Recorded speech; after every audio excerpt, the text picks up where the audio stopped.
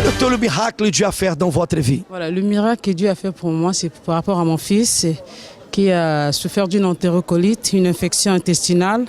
On l'a opéré, on a fait sortir des intestins. Donc il est resté 5 mois sans manger, sans faire des selles. Et après, j'ai prié, mais après, quand on a parlé du sacrifice d'Israël, je me suis dit, Seigneur, je saisis cette opportunité. Et j'ai pris l'enveloppe. Dès que j'ai pris l'enveloppe, tout a commencé à changer. Parce qu'avant, on me disait que non, l'enfant devait rester comme ça, il devait grandir avec cette poche. Il fallait que j'apprenne à nettoyer, c'est pas à changer, tout ça. Parce qu'on m'a dit que non, les gens, il y a d'autres personnes qui marchent comme ça avec des poches. J'ai dit, moi, je ne suis pas accepté que mon enfant puisse marcher avec des poches ou grandir avec. J'ai dit, Seigneur, je refuse. Et quand on a parlé de ça, je me suis dit, Seigneur, je te dis merci. Et j'ai pris cette poche, cette enveloppe. Et quand je suis arrivée à l'hôpital, on m'a appelé, on me dit que madame, il y a eu des changements parce que l'enfant, on est en train de voir comment on va faire pour l'opérer. J'ai dit, ah bon, parce que là, avant, il n'y avait rien, on me disait rien pour voir si ça va l'opérer. Puis on me disait, on devait même échanger l'hôpital pour m'emmener dans une centre, je ne sais pas. Hospitalisé. Voilà. Ça veut dire que vous avez trouvé sur l'hôtel la solution du problème pour pouvoir guérir l'enfant qui était malade. Oui. Donc après, quand j'ai pris l'enveloppe, j'ai commencé à déterminer. Et j'ai pris mon enveloppe. Je suis venue déposer. Du jour que j'ai déposé, on m'a appelé, on m'a dit que non, madame, on vous donne la date, ça sera le juin pour faire l'opération. J'ai demandé à la dame, j'ai dit, le jour, elle me dit oui. Après, ils ont opéré l'enfant. Et même quand on est parti opérer l'enfant, puisqu'on l'avait déjà opéré, et quand ils sont allés pour refaire encore, même le médecin, le chirurgien, lui, il était étonné.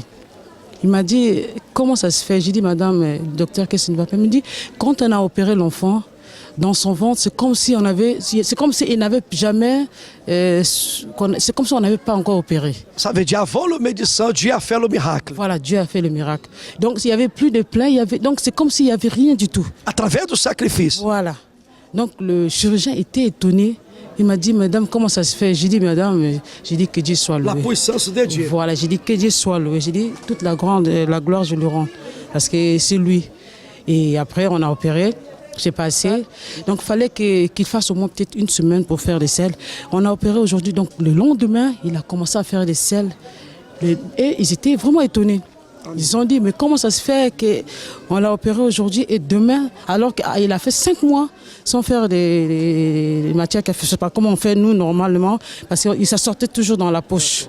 Donc, et ils étaient tellement étonnés, ils m'ont dit que madame, vous n'allez pas rester ici, là, il faut que vous sortiez. Et là, l'enfant est là, il est en bonne santé, là maintenant, il a bientôt 2 ans. Amém. Voyons qu'à travers de la foi, tout est possible. Cette mère, en voyant son fils qui a été malade, elle avait trouvé la direction, la révélation que Dieu l'a donnée. Et en déposant, en faisant le sacrifice, l'enfant, il a retrouvé la bonne santé. Et le même Dieu qui a fait ce miracle, il fera aussi pour vous. Très chers amis, soyez les bienvenus dans notre émission. Voyez qu'aujourd'hui, beaucoup de personnes ont perdu la paix. Peut-être vous êtes une personne qui aujourd'hui n'avait plus la paix. Et tout cela dû à tous les problèmes que vous traversez. Peut-être des problèmes familiaux, problèmes professionnels, problèmes administratifs ou d'autres types de problèmes. À cause de ces situations, vous n'avez plus de paix. Mais aujourd'hui, vous pouvez retrouver cette paix. Je vous invite à préparer votre verre d'eau. Tout à l'heure, en fin d'émission, nous allons prier en votre faveur pour déterminer que vous puissiez trouver la paix dans votre vie. Qui dit paix, dit résolution de tous les problèmes que vous traversez. Je vous invite en ce moment à voir le témoignage de Patilène qui a trouvé la paix à travers la victoire dans sa vie. Vous êtes au centre d'accueil depuis combien de temps? Je suis au centre d'accueil depuis 2 ans. Depuis 2 ans. Et comment êtes-vous arrivé jusqu'au centre d'accueil? J'ai été invitée par ma mère. Alors, il y a 2 ans en arrière, j'étais une personne qui n'avait pas de paix intérieure, qui était complètement perdue, viciée dans plusieurs choses et qui n'arrivait pas en fait à réussir, à être positif. Pardon, vous parlez de vice. Quel vice est-ce que vous aviez? Alors, viciée dans l'alcool, les drogues, les cigarettes. Alcool? Oui, drogue, cigarette. Drogue, quel type de drogue? Mais de l'herbe. De l'herbe. Et cigarette également? Cigarette, oui. Pourquoi? C'était pour remplir un vide, c'était par plaisir, c'était une dépendance. Pourquoi toutes ces choses? Mais toutes ces choses, c'était juste pour oublier en fait tout ce que je vivais dans mon intérieur suite à plusieurs soucis dans le passé. Et du coup, je me renfermais dans tout ça parce que je me disais que c'était la seule issue. Au lieu de me tourner vers les autres, puisque je n'avais plus confiance en personne, ben, que je pouvais me satisfaire avec ces choses. C'est-à-dire, ça vous aidait à oublier.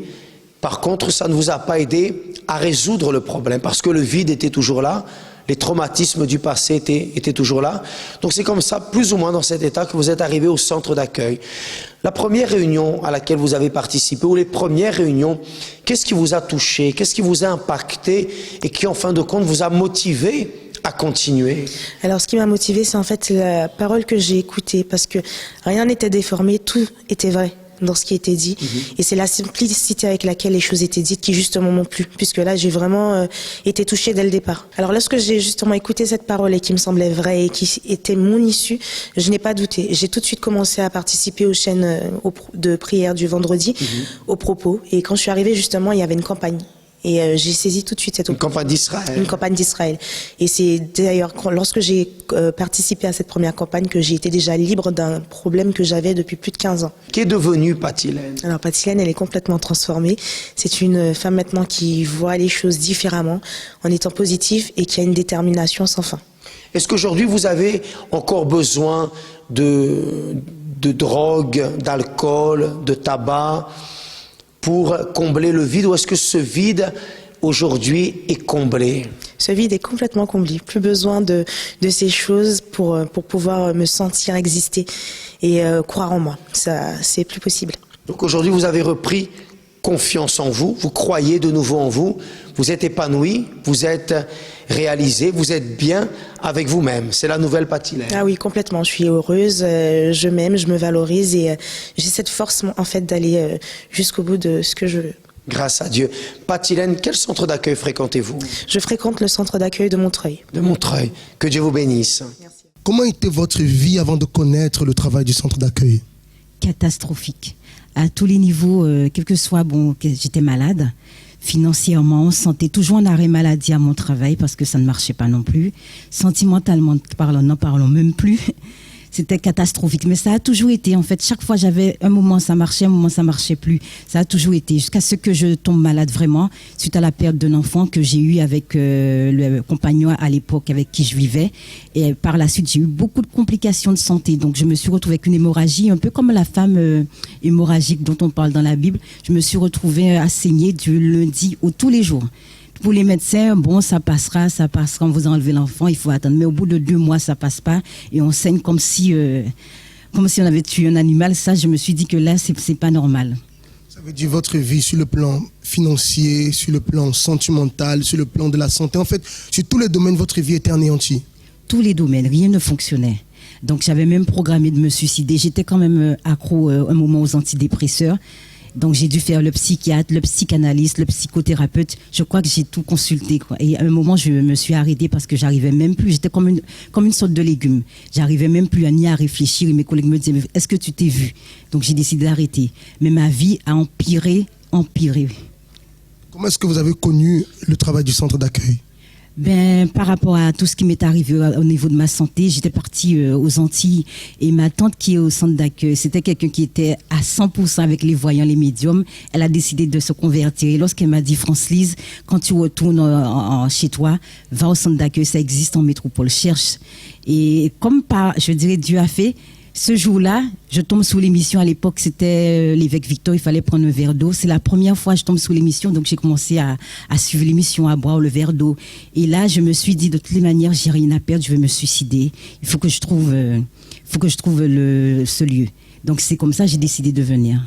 Et lorsque vous êtes arrivé, qu'est-ce que vous avez fait ici pour que votre vie puisse changer? Je venais du lundi au dimanche. J'ai fait toutes les chaînes de prière. Je faisais le mardi pour ma santé. Quand j'ai commencé à faire le mardi pour ma santé, j'ai été à la clinique. Le gynéco m'a dit, on doit vous opérer d'urgence. C'est pas bon par rapport à mon problème de sang. Et c'est quand ils ont vu qu'il y avait encore, je pense que c'est un petit bout de fœtus qui est en train de pourrir peut-être dans mon ventre. Et c'est pour ça que j'avais une hémorragie. Il m'a dit, c'est pas bon, on doit vous opérer d'urgence. Et le jour de l'opération, je me rappelle, ils n'arrivaient même pas à me piquer pour mettre l'anesthésie. J'ai dit, mon Dieu, c'est pas normal. Maintenant, aide-moi. Et après, ça s'est bien passé. Quelques temps après, plus de sang. J'avais aussi un problème de sciatique. Plus de sciatique. Et également, j'ai demandé à Dieu, Seigneur, je te donne ma vie, mais enlève-moi de cet appartement. Parce que mon ex-compagnon, lorsqu'il venait, c'était pour m'agresser. Donc, j'allais dormir aussi chez des gens à droite, à gauche. Chaque fois, quand il venait, c'était m'agresser à chaque fois. Donc, du coup, j'ai dit, aide-moi, je vais me donner à toi, mais donne-moi une maison, il faut que je sorte de là. Et Dieu a fait, je suis arrivée... je vais dire fin septembre, j'ai fait la campagne en novembre, janvier j'avais déjà un appartement et 6 mois après j'avais déjà autre chose. Dieu a fait. Problème de santé, complètement guéri. Mais le plus important, j'étais pas délivrée. J'ai dû faire des campagnes pour ça parce que j'étais pas bien. J'ai demandé à Dieu dans les campagnes, délivre-moi, je veux être bien, je veux recevoir ton esprit, délivre-moi. J'ai fait des campagnes pour ma délivrance, je venais le vendredi, je faisais le dimanche. Dieu il a fait et il continue encore. À travers les chaînes de prière, les campagnes d'Israël, Dieu vous a complètement restauré. Restauré totalement. Même à mon travail, mon niveau 9, puisqu'on a plusieurs hiérarchies, qui me mettaient toujours des bâtons dans les roues. Et c'est elle maintenant qui me donne des dossiers de faveur pour dire, France-Lise, elle est ici, elle est compétente. Donc je suis montée en grade et Dieu fait encore dans mon boulot. Donc je ne peux pas dire que Dieu n'agit pas, il est formidable. Madame France-Lise, vous faites partie de quel centre d'accueil? Centre d'accueil de Paris. Passez une très bonne journée. Merci. Vous voyez que Madame Pachilène était profondément troublée, sans paix. Le semblant de paix qu'elle avait, c'était lorsque justement elle faisait usage des drogues pour essayer de trouver un certain refuge pour sa vie. Mais tout cela n'est que du passé. À travers la foi, vous voyez qu'elle a réussi à vaincre sa situation. Raison pour laquelle tout à l'heure j'affirmais et je continue à affirmer que vous aussi, vous pouvez vous sortir de toutes les difficultés que vous traversez et pouvoir enfin trouver la paix dans votre vie. Nous allons voir en ce moment une autre histoire. C'est l'histoire de Fred, qui, à cause aussi des situations qu'il avait dans sa vie, bien sûr, il a perdu la paix. Mais nous allons voir que lui aussi, à travers la foi, a pu retrouver la paix véritablement. Alors, avant d'arriver au centre d'accueil, j'étais une personne vraiment renfermée, négative. Je doutais beaucoup de moi. Pourtant, je savais que j'avais la capacité de faire les choses, de faire tout ce qu'on me demandait de faire, mais je doutais beaucoup de moi. Et suite à des problèmes de famille, des disputes dans la famille, j'avais plus confiance en rien en fait. Même en moi, avoir confiance en moi, c'était très difficile. Et c'est comme ça que j'ai grandi au fur et à mesure. Et j'avais aussi un complexe d'infériorité et je dépendais toujours de ce que les autres pensaient de moi. Je me disais toujours, avant de faire quelque chose, tiens, qu'est-ce que lui penserait? Qu'est-ce que ça donnerait? Si peut-être que son avis pourrait être bien par rapport à ce que je vais faire. Je vivais comme ça en fait et je grandissais au fur et à mesure comme ça. Il y a un événement qui m'a marqué, c'était quand j'ai été séparé de mes parents en fait. Donc ce qui veut dire que j'ai quitté mon pays d'origine pour aller vivre en Belgique. Normalement je devais partir en Belgique, ensuite partir en Angleterre pour vivre définitivement en Angleterre. Et à l'âge de 12 ans, je suis parti en Belgique, j'ai vécu là-bas pendant 1 an. Et suite à un accident de voiture, j'étais vraiment tout défiguré. Même mon visage, je ne sais même pas si je ressemblais à ça auparavant, mais des blessures partout sur le visage et j'étais bandé de partout au fait. J'ai eu des problèmes à l'intérieur de moi dans le sens où j'étais très proche de ma mère. Donc ce qui faisait que le fait d'être séparé de mes parents à l'âge de 12 ans, j'étais encore un enfant, donc le temps d'apprendre la vie, le temps d'apprendre des choses, je n'avais pas vraiment fini de grandir en quelque sorte. Donc moi qui étais proche de ma mère, le fait d'être séparé d'elle à l'âge de 12 ans, ça m'a quand même marqué parce que j'étais vraiment proche d'elle.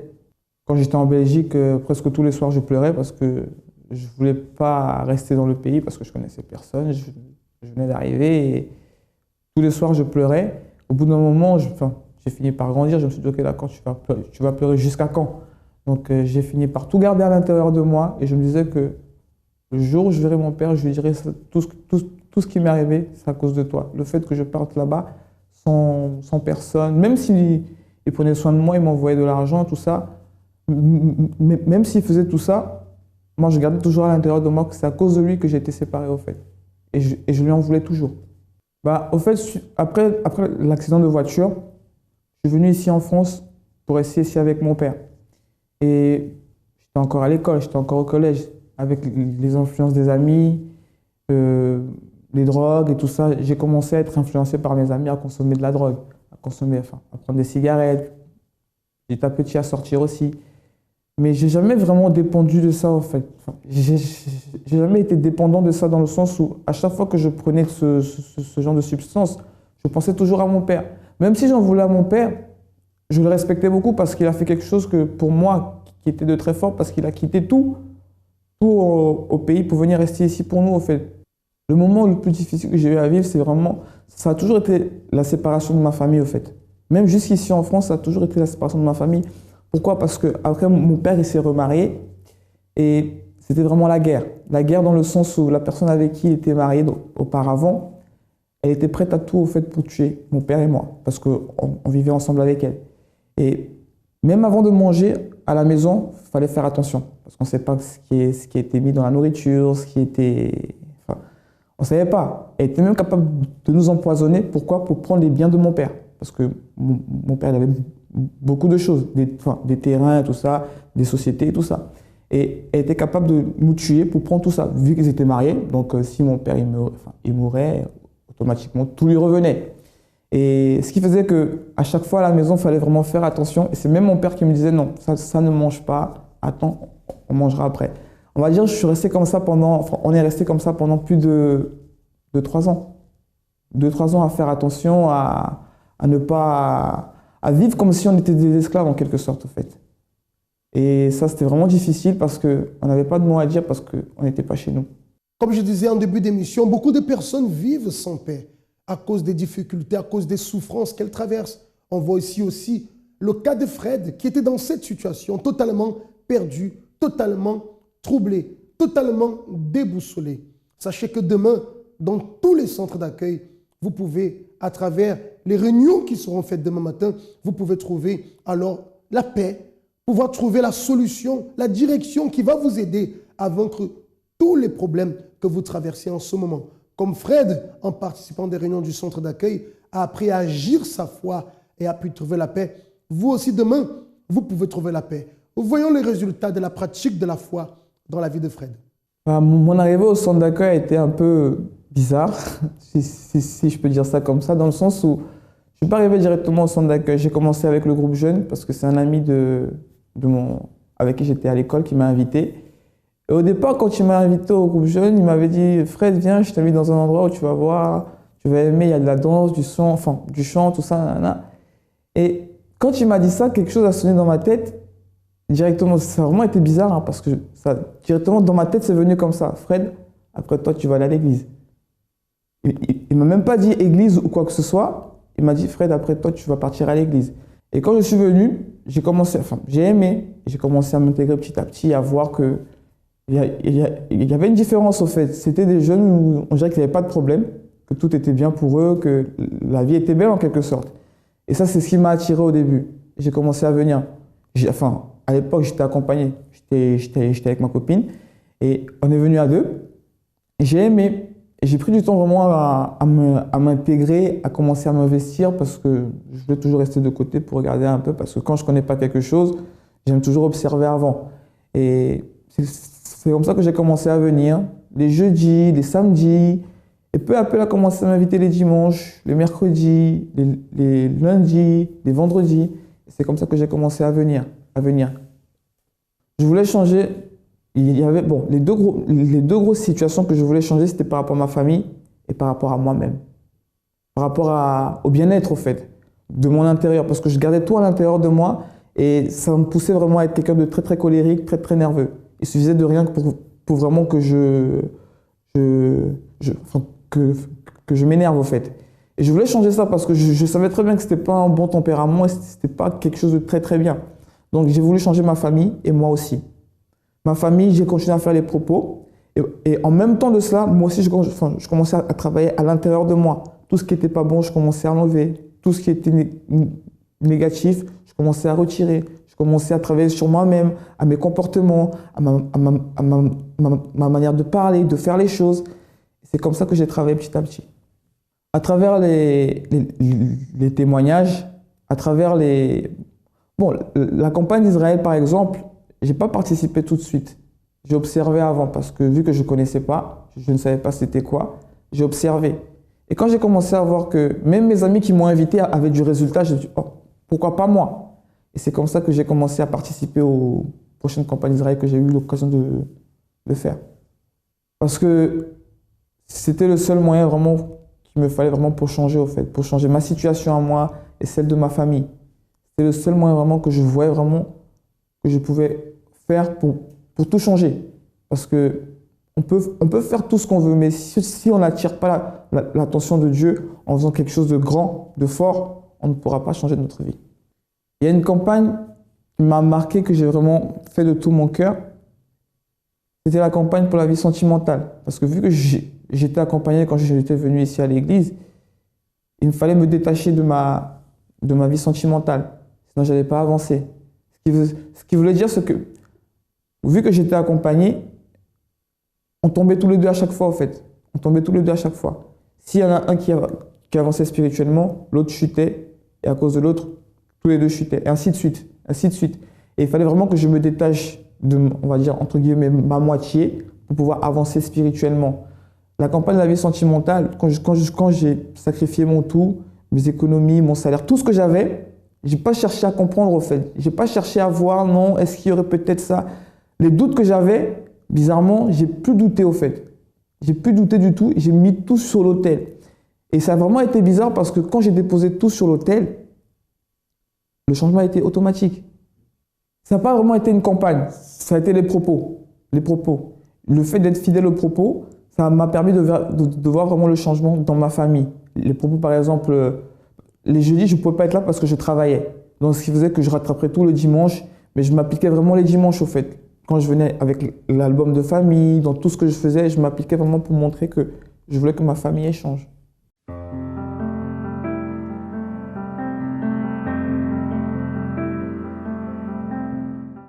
Les jeunes de Daniel, au fait, n'ont pas vraiment... J'ai pas vraiment, au début, j'ai jamais vraiment le résultat que je voulais parce que je m'arrêtais toujours au milieu. Je me disais non, ça sert à rien, ça sert à rien. Et à force d'essayer, à force d'insister, de toujours même sacrifier, même si je sacrifiais et que je ne voyais pas le résultat, moi, dans ma tête, je me disais toujours non, il n'y a aucun sacrifice qui est vain. Peut-être aujourd'hui, je n'ai pas réussi et rien ne m'empêche de continuer à le faire. Et au fur et à mesure que le temps passait, que je continuais à sacrifier de moi-même, de continuer à participer aux Jeunes de Daniel, même si le précédent, je n'ai pas réussi, je me disais toujours que dans le prochain, je vais réussir. Le prochain. Et à chaque fois, avec plus d'intensité, avec plus de force. Et au final, c'est arrivé lors d'une veillée qu'on a fait ici au groupe Jeune. Même c'était la dernière veillée qu'on a fait au groupe Jeune à l'époque. Et je me suis vraiment donné, au fait. Je me suis dit non, là, j'ai plus rien à perdre. Je passe mon temps ici à l'église, je viens avec plaisir, je fais les choses avec plaisir, donc il n'y a plus rien qui me retient dans le monde. J'ai tout coupé, la vie que je menais avant, j'ai tout coupé, même mes anciens amis, mes anciennes attitudes, habitudes, j'ai tout coupé, donc je ne vois pas ce qui me retient d'être baptisé aujourd'hui. Donc j'ai tout mis sur l'autel et tout ce qui était à ma portée, tout ce que je voyais vraiment que ne pouvait pas me donner le changement que je voulais vraiment, j'ai déposé sur l'autel. Le nouveau Fred, on va dire en quelque sorte, c'est une personne qui ne se pose plus de questions en fait, parce que le doute m'a vraiment retardé, m'a vraiment tué, parce que ça détruisait à chaque fois mes capacités à faire les choses. Le doute détruisait à chaque fois ma conviction dans les choses que j'avais dans ma propre vie au fait. Et certes, le doute vient toujours, mais je ne donne plus aussi d'importance au doute, au fait. Parce que je pense toujours à chaque chose que j'ai faite. Je ne peux pas m'accepter. Au fait, moi, je vois ma vie comme un château de sable. Je ne peux pas, à cause d'une petite chose, détruire tout le château que j'ai construit. Donc, c'est comme si je peux résumer ça comme ça. C'est comme ça que je vois ça, au fait. Et le changement qu'il y a au jour d'aujourd'hui, seul moi-même peux le détruire parce que c'est moi qui ai les cartes en main, mais ça serait vraiment, excusez-moi du terme, idiot de ma part de détruire tout ce que j'ai construit. Le changement, ça a été dans mes attitudes, dans ma façon de parler, de voir les choses. Je ne suis plus aussi nerveux que j'étais avant. Avant, je parlais très mal aux personnes. Avant, mon langage, je n'arrivais même pas à le contrôler. Au jour d'aujourd'hui, pas que je me contrôle, mais je parle normalement sans forcément dire, par exemple, des gros mots, sans avoir une colère envers une personne. Tout est normal, en fait, sans rien forcer. Et c'est ça que le changement que j'ai pu avoir. et la tranquillité à l'intérieur de moi. La paix qu'il peut y avoir à l'intérieur de moi. Même si le problème peut être là, j'ai une tranquillité parce que je sais que ce problème est passager. Le complexe d'infériorité, non. Pourquoi? Parce qu'il y a un changement. Mon complexe, c'était que le fait que j'avais peur que les gens me jugent par rapport à ma manière de parler. Et au jour d'aujourd'hui, ça ne fait ni chaud ni froid. C'est soit on me prend comme ça ou bien on me prend pas, au fait. Peu importe. La famille, ça a été vraiment l'un des plus grands changements que j'ai pu voir aussi parce que quand j'ai vraiment sacrifié pour ma famille, je me suis vraiment donné pour ma famille, j'ai pu voir le changement où nous qui étions séparés, on est maintenant réunis. Ma mère est venue, mes petits frères sont venus, ma soeur est venue, mon père est venu. On s'est tous réunis au fait. Et même si on était réunis encore, le combat n'était pas terminé parce qu'il fallait toujours continuer à se battre, à faire en sorte que l'harmonie puisse régner. Aujourd'hui, la famille est réunie, on est tous ensemble, même s'il y a encore des disputes. Pour moi, ça c'est la famille, on ne peut pas changer les choses. Mais au jour d'aujourd'hui, nous qui étions séparés, on est réunis, il y a une bonne harmonie dans la maison, tout va bien en fait. Je peux espérer mieux, mais c'est toujours avec de la lutte au fait. Aujourd'hui, le centre d'accueil représente en quelque sorte une école. Parce que dehors, on a l'école du monde, et ici, on a l'école de la foi. Si on veut quelque chose, tout dépend de nous. C'est nous qui choisissons, par exemple, ce matin de nous réveiller pour aller au travail. C'est nous qui choisissons, par exemple, de nous lever, de faire ce qu'on a envie de faire. Personne ne nous force à faire les choses. Et quand je suis venu ici au centre d'accueil, j'ai vu que c'est moi qui choisis au fait le changement que je veux avoir. Et pour moi, je n'avais pas ce raisonnement quand j'étais dehors. Je n'avais pas cette manière de penser quand j'étais dans le monde auparavant. Et c'est ici que j'ai appris ça. Et j'ai vu vraiment que non, tout est entre mes mains. Tout dépend de moi. Tout est vraiment à ma portée. Et c'est à moi vraiment de faire les choses pour vraiment changer toutes les situations que je vois devant moi qui ne me plaisent pas. Et c'est ce que le centre d'accueil m'a apporté. En fait, c'est mon école. Vous voyez que Fred a trouvé la paix. Même au milieu des problèmes aujourd'hui, il a la paix. Et la même chose peut se produire dans votre vie. Raison pour laquelle je vous invite à prendre en ce moment votre verre d'eau et nous allons prier pour déterminer cette paix dans votre vie. Prions.